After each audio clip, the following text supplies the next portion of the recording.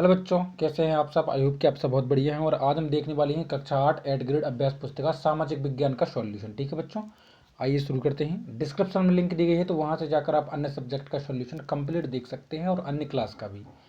तो बच्चों चलिए शुरू करते हैं। पहला पार्ट का नाम है भारत में ब्रिटिश सत्ता की स्थापना और विस्तार। कि भारत में किस तरह से अंग्रेज आए, कब आए, किस तरह से उनने और किस उद्देश्य से यहाँ रहना चालू किया, यहाँ रहना शुरू किया, कैसे उनका यहाँ रहने के बाद कैसे उनका विस्तार हुआ कि उनने पूरे भारत पर ही कब्जा कर लिया, जो हमको इस चैप्टर में पता चलेगा। ठीक है बच्चों, देखिए पहला क्वेश्चन आपको दिया गया है। यदि आपको क्लियर नहीं दिख रहा है तो वीडियो की क्वालिटी जो है आप इंक्रीज कर ले ध्यान से। ठीक है,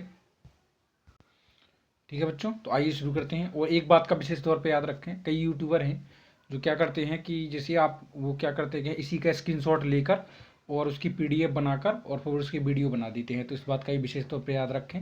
और यदि आप कोई ओरिजिनल राइटिंग आप देख लीजिए, और यदि किसी अन्य वीडियो में आपको मिलती है तो उसके कमेंट बॉक्स में आप जाकर जरूर कहें कि भाई ऐसा मत कीजिए। ठीक है, आइए बच्चों शुरू करते हैं। पहला क्वेश्चन है, यूरोपीय व्यापारिक कंपनियां किस उद्देश्य से भारत आई। तो बच्चों यूरोपीय, क्योंकि अब यूरोपीय इसलिए बोला गया है क्योंकि पुर्तगाली, फ्रांसीसी और इंग्लैंड यानी अंग्रेज ये यूरोप से ही आए थे, जो भारत पर किस उद्देश्य से, व्यापार के उद्देश्य से आए थे, याद रखना। ठीक है, डच किस देश के निवासी थे। तो डच पुर्तगाल देश के निवासी थे। उन्होंने मसालों, रेशम, कच्चे रेशम और नील के व्यापार में रुचि दिखाई। हाँ, वही नील, कौन सी, वही नील जो कपड़ों में डाली जाती है। ठीक है बच्चों, तो क्योंकि पहले खादी के और सफ़ेद कपड़े, सूती कपड़े बहुत चलते थे। ठीक है, रंग बिरंगे कपड़ों का कम चलन था, इसलिए नील डाली जाती थी पहले।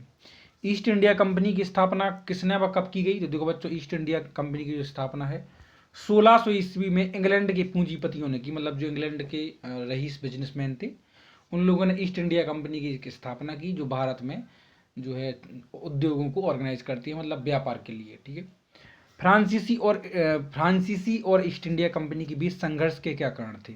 तो बच्चों, भारत के व्यापार क्षेत्र पर अपना अधिकार जमाना। फ्रांसीसी चाहते थे कि भारत पर हमारा अधिकार हो जाए, हम व्यापार करें। अंग्रेज चाहते कि हम व्यापार करें, और व्यापार जमाने के साथ साथ राजनीतिक प्रभुत्व, मतलब कि हम राजनीतिक सत्ता भी स्थापित करें, हासिल करें यहाँ की। क्योंकि यहाँ के लोग तो भैया मूर्ख हैं। ठीक है, क्योंकि वो पढ़े लिखे नहीं थे, पहले भोले इंसान थे, जानते नहीं थे। ठीक है, नेक्स्ट क्वेश्चन है, प्लासी के युद्ध के क्या परिणाम हुए। देखो बच्चों, प्लासी के युद्ध में विजय प्राप्त करने के बाद अंग्रेजों का बंगाल पर प्रभुत्व स्थापित हो गया। मतलब प्लासी का युद्ध खत्म हुआ, उस वो जीत गए, तो उन्होंने जो है बंगाल पे कब्जा कर लिया। तो ये जो है परिणाम हुआ प्लासी के युद्ध का।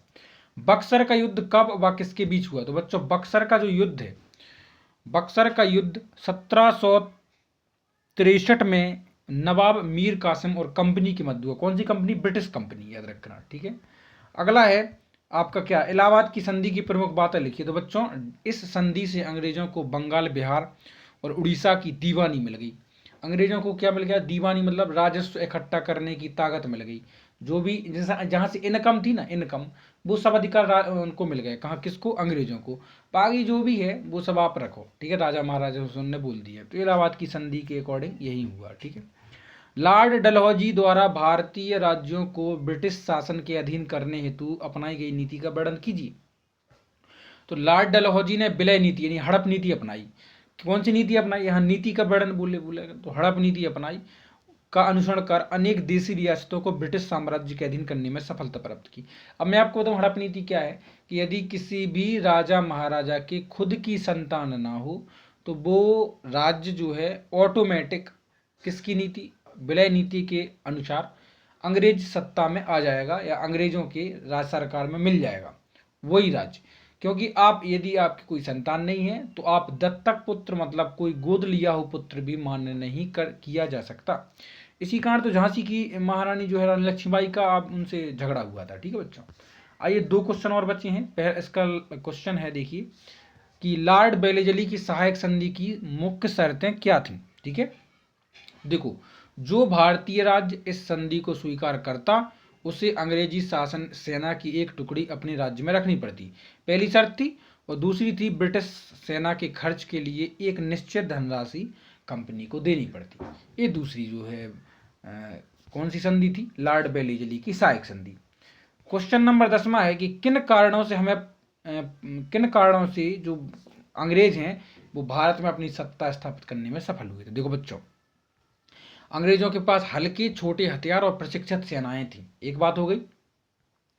अंग्रेजों के पास एक अच्छा तोपखाना भी था। और तीसरा है, भारत में एकता की कमजोर होना भी एक प्रमुख कारण है, क्योंकि भारत में एकता की कमजोर थी।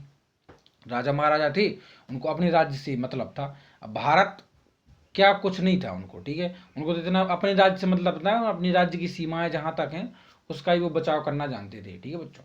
तो इस तरह से एकता में भी कमी थी। तो इस तरह से आपका जो फर्स्ट चैप्टर है वो तो है कंप्लीट, ठीक है। तो अब हम नेक्स्ट चैप्टर आपके सामने जल्दी लेकर आएंगे, या फिर आप डायरेक्ट प्ले लिस्ट पर जाएं तो मिल जाएगा, या फिर डिस्क्रिप्शन में लिंक है तो वहां से जाकर आप देखें, मिले, ठीक है। Take care.